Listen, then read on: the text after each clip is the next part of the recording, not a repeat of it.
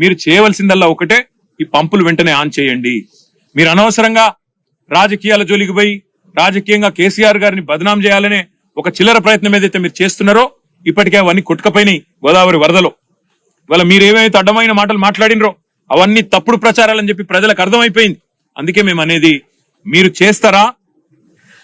చేస్తారా pump house చాలు చేస్తారా చెయ్యరా తేల్చి చెప్పండి.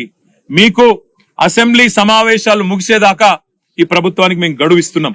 ఆగస్టు 2కు అసెంబ్లీ సమావేశాలు ముగుస్తా ఉన్నాయి.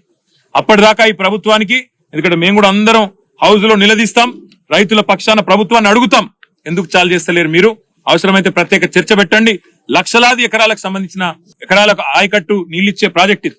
అట్లాంటి ప్రాజెక్టును మీరు ఎందుకు ఈ రకంగా రాజకీయ కక్షతో ఎండబెడుతున్నారు, రైతులను ఎందుకు ఇబ్బంది పెడుతున్నారు, ప్రజలను ఎందుకు హింసిస్తున్నారని తప్పకుండా అసెంబ్లీలో నిలదీస్తాం.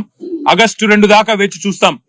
మీరు గనక ఆగస్టు 2 లోపల నిర్ణయం తీసుకొని పంపులు ఆన్ చేయకపోతే, నీళ్లు ఎత్తిపోయడం ప్రారంభించకపోతే 50,000 మంది రైతులతో మేము మా కేసీఆర్ గారి నాయకత్వంలో, మా పార్టీ నాయకత్వంలో మేమే వస్తాం, పంపులు మేమే ఆన్ చేస్తాం, రైతులకు ఎట్లా నీళ్ళు ఇయ్యాలో చూపెడతామని చెప్పి కూడా మా పార్టీ తరఫున చెప్తా ఉన్నాం.